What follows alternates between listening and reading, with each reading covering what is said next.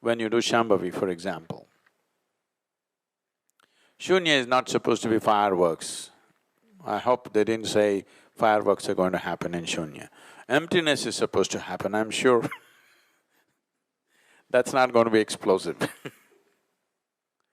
There was a time when Shunya initiations used to be explosive, but we've controlled that because we were trying to fit into a civilized society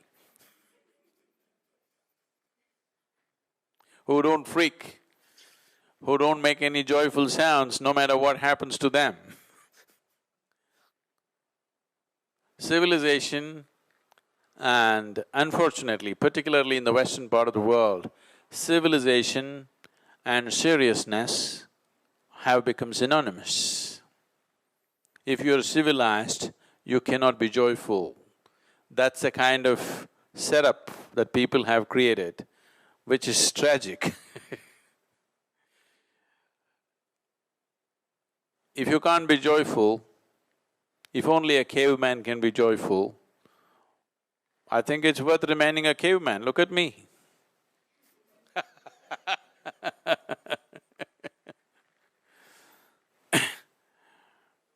You're civilized and you're dead serious, it's of no value because what's the point? We worked upon civilizing human societies only to see that every human being can find expression to who he is without any interference from anybody else. But now in the name of civilization, nobody finds expression to anything in their life and that's become the civilization. So, when I do Shambhavi, why am I not freaking?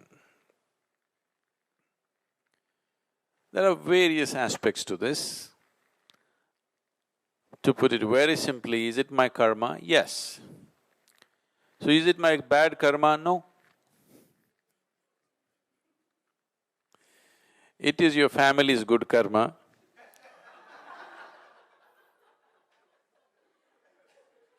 That you don't freak in the morning.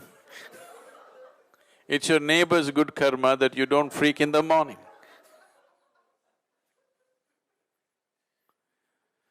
See, karma is not all individual, there is also collective karma, you must understand this.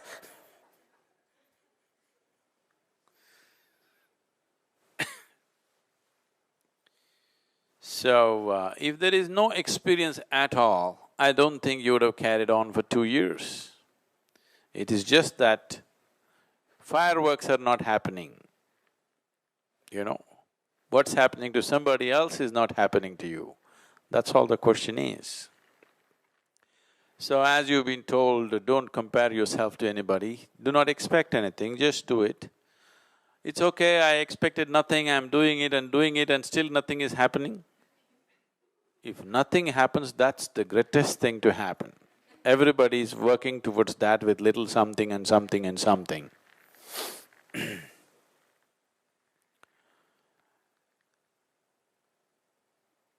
So whether it's Shambhavi or whatever other practice that one does, the practice itself is not designed towards an experience.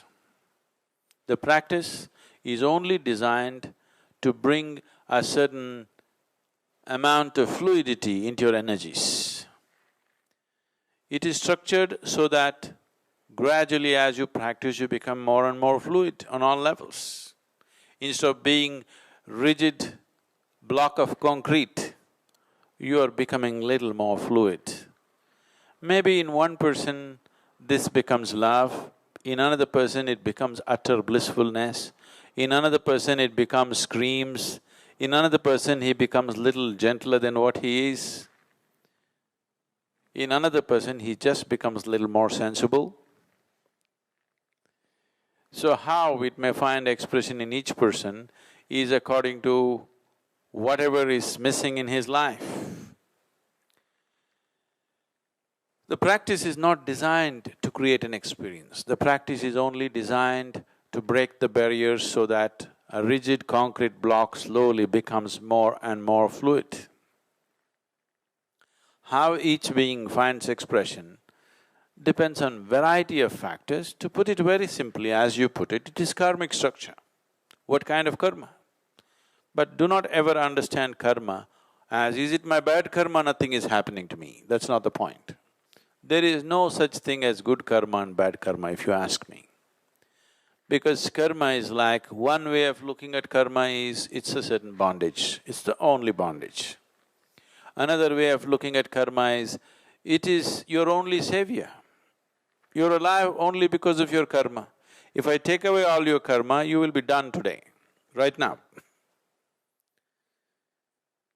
So, karma is both things, it's your glue.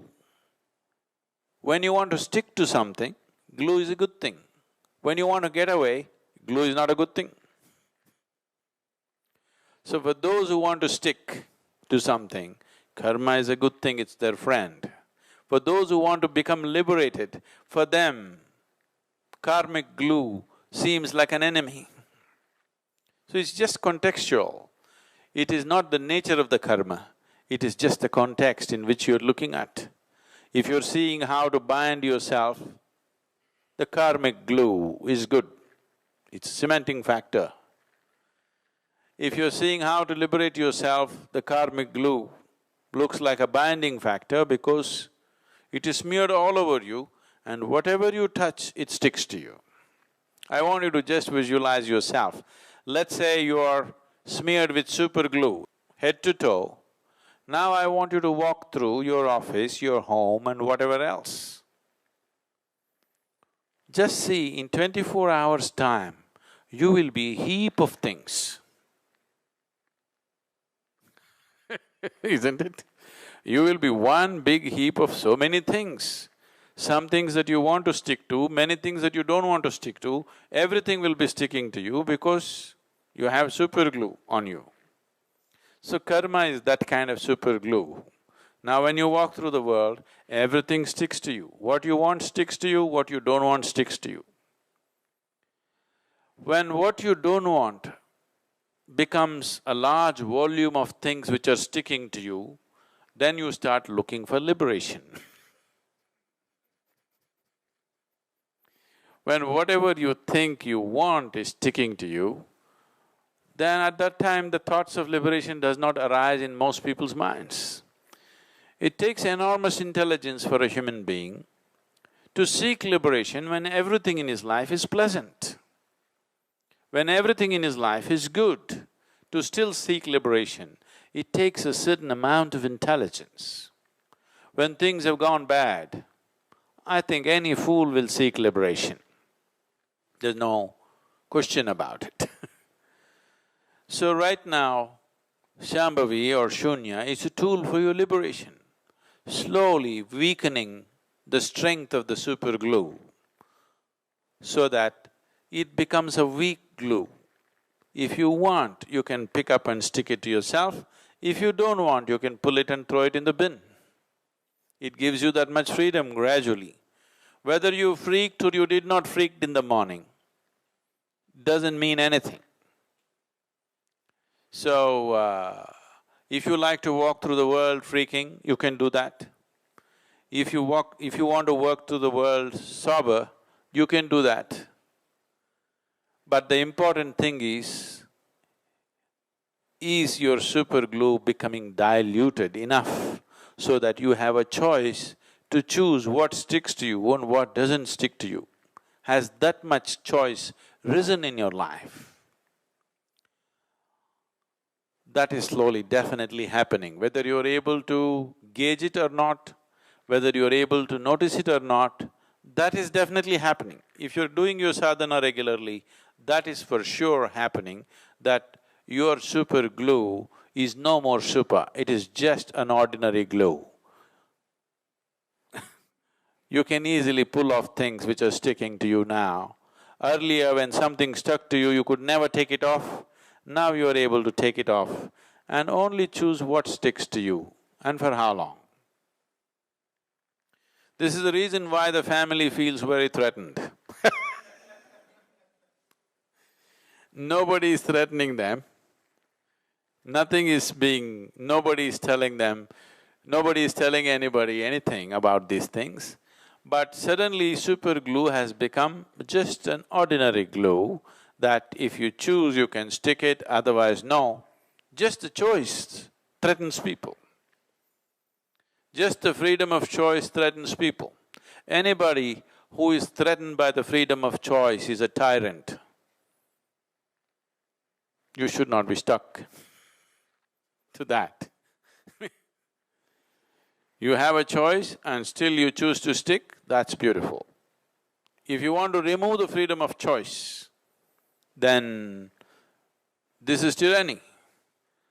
So, this tyranny is slowly being weakened, both from your end and from the whichever other end it's coming to you. Above all from your end, because what's happening from outside is not the relevant thing.